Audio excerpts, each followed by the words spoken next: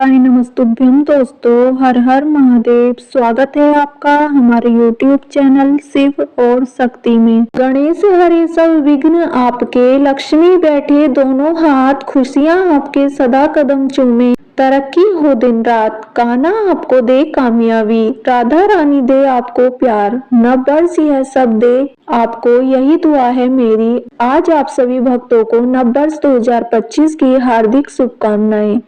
तो आइए सुनते हैं बुधवार व्रत की बड़ी ही पावन कथा। जय श्री गणेश। पौराणिक कथा के अनुसार सतयुग में 100 यज्ञ करने वाले राजा प्रथु थे।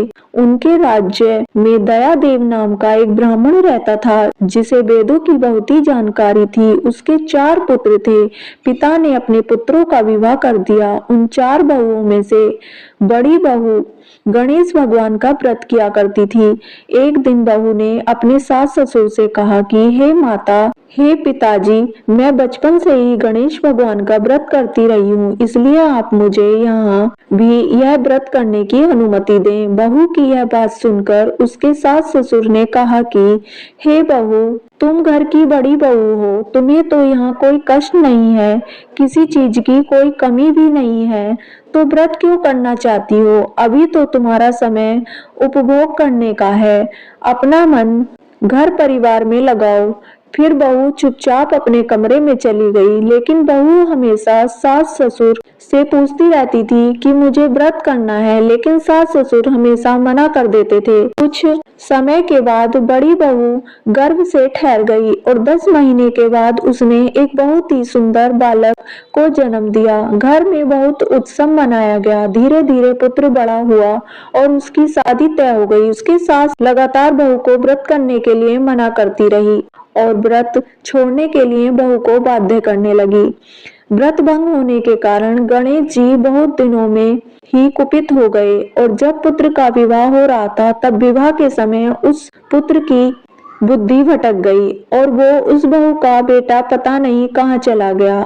इस अनहोनी घटना से मंडप में खलबली मच गई। सब लोग व्याकुल होकर कहने लगे कि लड़का कहाँ गया, किसने उसका अपहरण कर लिया।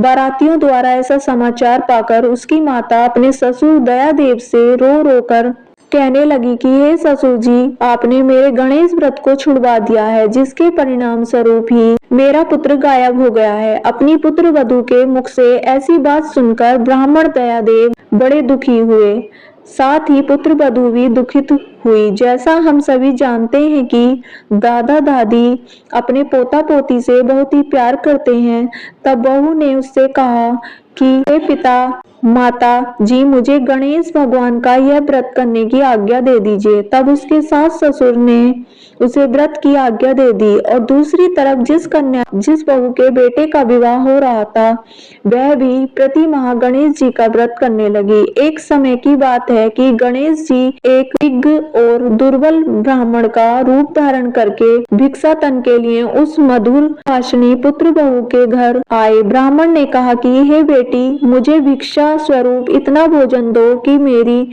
श्रद्धा शांत हो जाए। उस ब्राह्मण की बात सुनकर उस धर्मपरायण कन्या ने उस ब्राह्मण का विधिवत पूजन किया और भक्ति पूर्वक भोजन कराने के बाद उसने ब्राह्मण को वस्त्र आदि दिए। कन्या की सेवा से संतुष्ट होकर ब्राह्मण कहने लगे, हे कल्याणी, हम तुम पर बहुत प्रसन्न हैं। तुम अपनी इच्छा के अनुकूल मुझसे वरदान प्राप्त कर लो।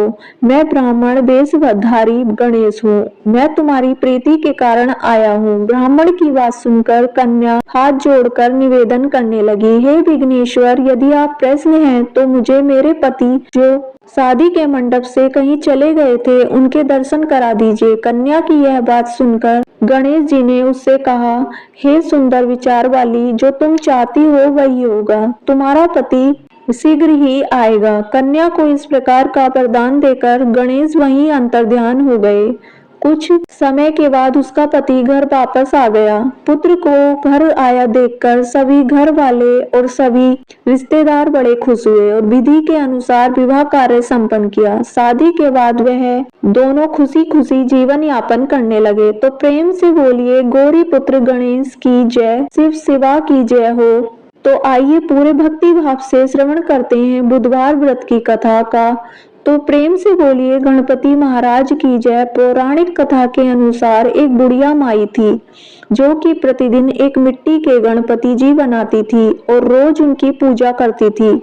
लेकिन वो प्रतिदिन गणेश जी की प्रतिमा बनाती थी और वो प्रतिदिन ही गल जाती थी। एक बार उसके घर के सामने ही किसी सेठ जी का घर बन रहा था। बुढ़िया माई ने मन में सोचा कि मैं इस काम करने वालों को बोलकर एक गणपति जी बनवा लेती हूँ। यह सोचकर वह उन मकान वाले कारीगरों के पास गई और उनसे बोली, भाई मैं प्रतिदिन मिट्टी के गणेश जी बनाती हूँ और वह प्रतिदिन ही गल जाते हैं, टूट जाते हैं। क्या तुम मेरे लिए पूजा के लिए एक पत्थर की गणपति जी बना सकते हो? तुम्हारा बड़ा उपकार होगा।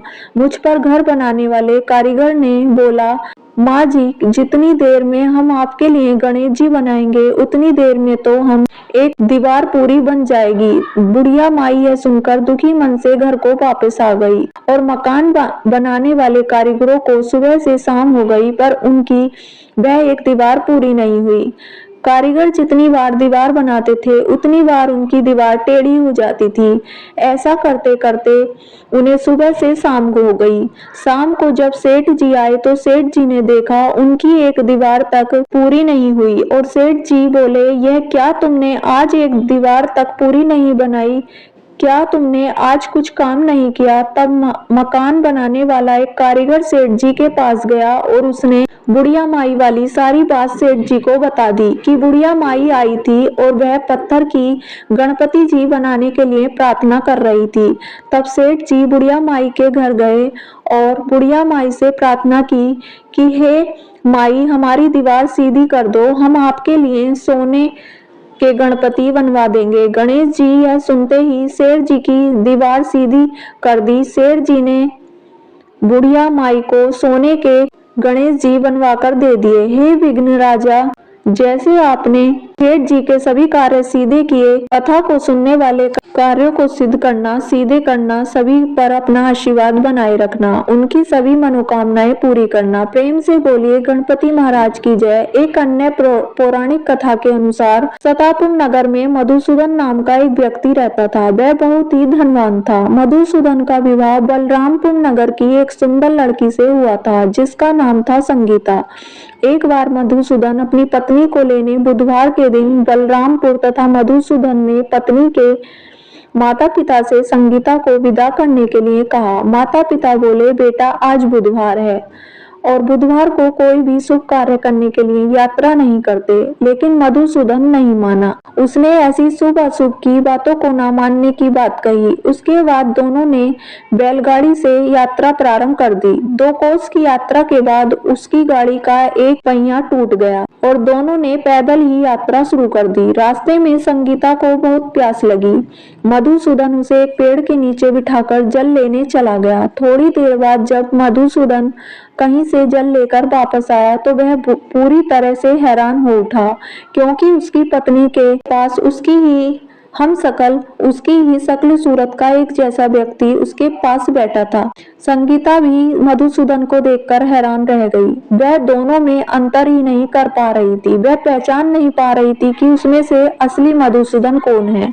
मधुसूदन ने उस व्यक्ति से पूछा, तुम कौन हो और मेरी पत्नी के पास क्यों बैठे हो? मधुसूदन की बात सुनकर उस व्यक्ति ने कहा, अरे भाई, यह मेरी पत्नी संगीता है। मैं अपनी पत्नी को ससुराल से विदा करके लाया हूँ। लेकिन तुम कौन हो जो मुझसे ऐसा प्रश्न कर रहे हो? मधुसूदन ने कहा, तुम जरूर कोई चोर या ठग हो। यह मेरी पत्नी संगीता है। मैं इसे पेड़ के नीचे बिठाकर जल लेने गया था। इस पर उस व्यक्ति ने कहा, अरे भाई, झूठ तो तुम बोल रहे हो। संगीता को प्यास लगने पर जल लेने तो मैं गया था। मैंने तो जल लाकर अपनी पत्नी को पिला भी दिया है। अब तुम चुपचाप यहाँ से चलते बनो, नहीं तो किसी सिपाही को बुलाकर तुम्हें पकड़वा दूंगा। दोनों एक दूसरे से बहुत लड़ने लग गए। उन्हें लड़ते देख बहुत से लोग वहां इकट्ठे हो गए। नगर के कुछ सिपाही भी वहां आ गए। सिपाही उन दोनों को पकड़कर राजा के पास ले गया। सारी कहानी सुनकर राजा भी कोई निर्णय नहीं ले पाया। संगीता भी उन दोनों में से अपने वास्तविक पति को नहीं पहचान पा रही थी कि कौन सा मेरा असली पति है। राजा ने दोनों को कारागार में डाल देने के लिए कहा। राजा के फैसले पर असली मधुसूदन उठा। वह डर गया। तभी एक आकाशवाणी हुई, मधुसूदन, तूने संगीता के माता पिता की बात नहीं मानी और बुधवार के दिन अपने ससुराल से प्रस्थान किया। यह सब भगवान बुद्धदेव के प्रकोप से हो रहा है। मधुसूदन ने भगवान बुद्धदेव से प्रार्थना की कि हे भगवान बुद्धदेव, मुझे क्षमा कर दो, मुझे माफ कर दो, मुझसे बड़ी गलती हुई है। भविष्य में अब कभी भी बुधवार के दिन यात्रा नहीं करूंगा और संदेह बुधवार को आपका व्रत किया करूंगा। मधुसूदन की प्रार्थना करने से भगवान बुद्धदेव ने उसे क्षमा कर दिया, उसको माफ कर दिया। तभी दूसरा व्यक्ति राजा के सामने से उसी समय गायब हो गया। राजा और दूसरे लोग इस चमत्कार को देखकर बहुत हैरान हो गए। भगवान बुद्धदेव की इस अनुकंपा से राजा ने मधुसूदन और उसकी पत्नी को सम्मान पूर्वक विदा किया। कुछ दूर चलने पर रास्ते में उन्हें बैलगाड़ी मिल गई। बैलगाड़ी का जो टूटा हुआ पहिया था वह भी जुड़ा हुआ था। दोनों उसमें बैठकर सतापुर की ओर चल दिए। मधुसूदन और उसकी पत्नी संगीता दोनों बुधवार को व्रत करते हुए आनंद पूर्वक अपना जीवन बिताने लगे। इस तरह भगवान बुद्धदेव की कृपा से उनके यहाँ खुशियां बरसने लगी। इस तरह जो भी स्त्री पुरुष विधिवत बुधवार का व्रत करके व्रत कथा सुनते हैं, भगवान बुद्धदेव उनके सभी कष्ट दूर करते हैं। तो प्रेम से बोलिए बुद्धदेव भगवान की जय, गणपति महाराज की जय, माता पार्वती की जय, भोलेनाथ की जय, सर्व देवी देवताओं की जय, दुख हरता सुख करता रिद्धि सिद्धि देने वाले गणेश जी की जय। बहुत समय पहले की बात है, किसी गांव में एक भाई बहन रहते थे। दोनों में आपस में बहुत ज्यादा प्यार था। बहन का नियम था कि वह अपने भाई का चेहरा देखने के बाद ही खाना खाती थी। इतना ज्यादा प्रेम होता था। धीरे धीरे दोनों बड़े होते गए। बहन की शादी दूसरे गांव में हो गई। अब बहन को यह चिंता सताने लगी कि आगे क्या करूंगी, कैसे नियम करूंगी। उसने अपने पति को अपने नियम के बारे में बता दिया। पति ने भी उसे आज्ञा दे दी कि तुम रोज उसके घर जाकर अपने भाई को देख सकती हो। अब बहन क्या करती थी, हर रोज वह सुबह जल्दी उठती थी और जल्दी जल्दी अपने सारे घर का काम करके अपने भाई का मुंह देखने के लिए उसके घर चली जाती थी। जिस रास्ते में बहन अपने भाई को देखने के लिए उसके घर जाती थी, वह रास्ता बड़ा ही सुनसान था। वहां खेजड़ी के पेड़ के नीचे विनायक जी की मूर्ति, हरी भरी तुलसी माता और पतवारी माता उसे दिखाई दी। जब बहन ने खेजड़ी वृक्ष के नीचे विनायक महाराज जी, तुलसी माता और पतवारी माता को देखा तो वह बहुत खुश हुई। बहन भगवान की सच्ची भक्त थी। पूजा पाठ, व्रत, स्नान आदि बहुत नियम करती थी। उसने वहां पर रुककर गणेश जी महाराज की पूजा की। तुलसी महारानी, खेजड़ी वृक्ष और पतवारी माता को सींचा और बहुत खुश होकर पूजा करके फिर वह भगवान को प्रार्थना करते हुए बोलने लगी, हे भगवान, मुझे अमर सुहाग देना, अमर पीहर देना, मेरे ससुराल व पीहर में सुख समृद्धि बनाए रखना, मेरे भैया को लंबी उम्र देना। इस तरह प्रार्थना करके वह अपने भाई के घर चली गई और भाई का मुख देखा और अपने ससुराल को लौट आई। अब प्रतिदिन का उसका यही नियम था। रोज सुबह जल्दी उठकर घर के काम वगैरह करके फिर रास्ते में गणेश जी महाराज की, तुलसी की, पतवारी की और खेजड़ी वृक्ष की पूजा करती, भाई से मिलती और वापस अपने ससुराल आ जाती। ससुराल आकर कुछ खाना खाती और घर के बाकी काम करती। अच्छा खासा नियम चल रहा था। लेकिन जिस रास्ते में बहन अपने ससुराल से अपने भाई के घर को जाती थी, वहां पर बहुत सारी कांटों की झाड़ियां थीं, जिसकी वजह से अक्सर बहन के पैरों में कांटे चुभ जाते थे। कभी उसकी चुनरी कांटों में अटक जाती थी। देखिए, क्योंकि पहले के समय में ज्यादातर लोग पैदल ही यात्रा करते थे, नंगे पैर ही बिना चप्पल के ही यात्रा करते थे। एक समय की बात है, जब बहन भाई के घर पहुंची तो भाई का मुंह देखा और फिर बैठ गई। उस समय बहन थोड़ा सा लंगड़ा कर चल रही थी, तो भाभी ने उससे पूछा कि पैरों में क्या हो गया है। यह सुनकर उसने भाभी को जवाब दिया कि रास्ते में जंगल के झाड़ियों के गिरे हुए कांटे पांव में चुभ गए हैं। तो भाई भाभी से बात करते बहन वापस अपने ससुराल चली जाती है और उधर उसके भैया भाभी आपस में बात कर रहे थे, तब भाभी ने अपने पति से कहा कि बाईसा के पैरों में कांटे चुभ जाते हैं, रास्ते में बहुत कांटों वाली झाड़ियां हैं, रास्ते को साफ करवा दो, आपकी बहन के पाँव में बहुत सारे कांटे चुभ जाते हैं। यह सुनकर भाई को अच्छा लगा, क्योंकि वह भी अपनी बहन से बहुत प्यार करता था। भाई ने तब कुल्हाड़ी लेकर सारी झाड़ियों को काटकर रास्ता साफ कर दिया। रास्ता साफ करते करते वह उस स्थान पर पहुंच गया जहां पर खिजड़ी का वृक्ष था। गणेश जी महाराज थे, तुलसी महारानी थी और पतवारी माता थी। वहां पर जाकर उसने इन सबको देखा। अब जो उसका भाई था वह बहुत ही भोला भाला था। उसे इन सब के प्रताप और शक्ति का पता नहीं था। उसे लगा यह भी कांटे वाली झाड़ियां ही हैं और ऐसे ही पत्थर पड़े हुए थे।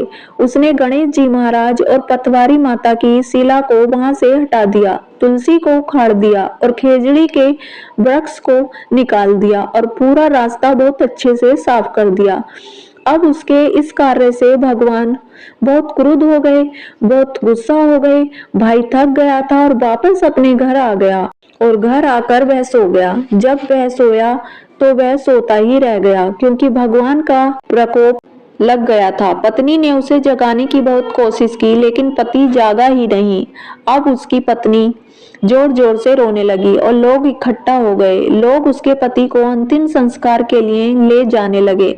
तब भाई को ले जा रहे थे, तब उसकी भाभी रोते हुए लोगों से बोली कि अभी थोड़ी देर रुक जाओ, अभी इनकी बहन इनका मुख देखने आएगी, उसका यह प्रतिदिन का नियम है। भाई का मुंह देखे बिना वह कुछ भी नहीं खाती है। फिर कुछ लोग बोले कि आज तो वह अपने भाई का मुख देख लेगी, लेकिन उसके बाद क्या करेगी, वह तो चला ही गया है। फिर उसमें से एक बुजुर्ग व्यक्ति बोला कि कोई बात नहीं, थोड़ी देर रुक जाते हैं, बहन आने ही वाली होगी। रोज दिन की तरह बहन अपने भाई का मुख देखने के लिए जंगल में निकली। जब वह जा रही थी तो उसे रास्ता बड़ा ही साफ दिखाई दिया। वह बड़ी हैरान हुई, यह रास्ता साफ किसने किया होगा। अब जैसे जैसे वह आगे बढ़ती रही, उसे वह जगह मिली जहाँ पर खेजड़ी का वृक्ष था। गणेश जी महाराज, तुलसी माता थी, पतवारी माता थी, लेकिन जब उसने देखा तो वहां पर कुछ भी नहीं था, सब उखड़ा पड़ा हुआ था। यह देखकर वह बहुत दुखी हुई। अब वह वहां भी रुक गई और वापस से उसने खेजड़ी की डाली लगाई, 7 पत्थर लेकर पतवारी माता बिठाई, तुलसी माता का पेड़ फिर से लगाया। गणेश जी महाराज की मूर्ति को उसने खेजड़ी वृक्ष के नीचे दोबारा से स्थापित कर दिया। सबको उसने सींचा और अच्छे से पूजा की।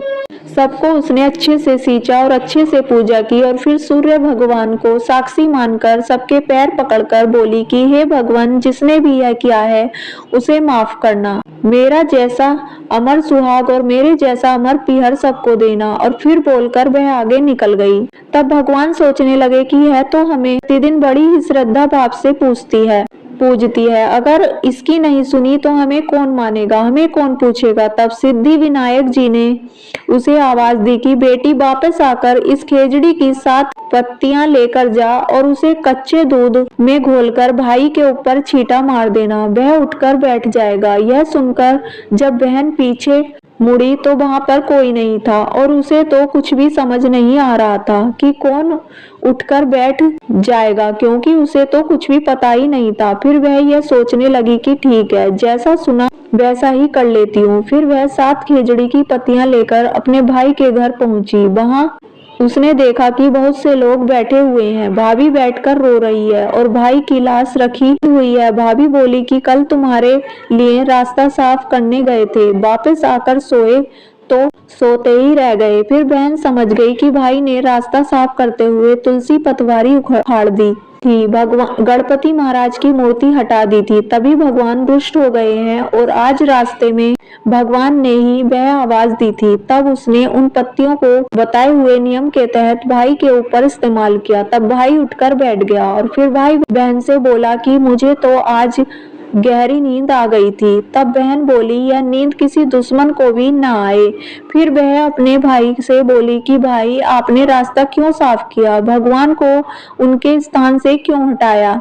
अब भाई को तो कुछ पता नहीं था। बोला, बहन मुझे माफ कर दो, मुझसे गलती हो गई। तब बहन बोली, कोई बात नहीं, मैं वापस से उन्हें ऊंचे पर बैठाकर आई हूँ, अब तुम भी चलकर उनकी पूजा करना। भगवान ने मेरी इतनी लाज रखी, श्रद्धा भक्ति से प्रसन्न होकर तुम्हें तुम्हारा नया जीवन दिया है, मुझे मेरा अमर सुहाग और अमर पियर वापस दिया है। हे भगवान, जैसे उस बहन को दिया, उस बहन की लाज रखी, उसकी भक्ति की, उसकी श्रद्धा की कदर की, ऐसे ही हम सबके ऊपर अपनी कृपा दृष्टि बनाए रखना, हमें अमर सुहाग देना, अमर पियर देना। तो प्रेम से बोलिए गणपति महाराज की जय। तो कैसी लगी आपको ये कथा? अगर वीडियो अच्छी लगी हो तो वीडियो को लाइक करें, चैनल को सब्सक्राइब करें और कमेंट बॉक्स में हर हर महादेव अवश्य लिखें। धन्यवाद।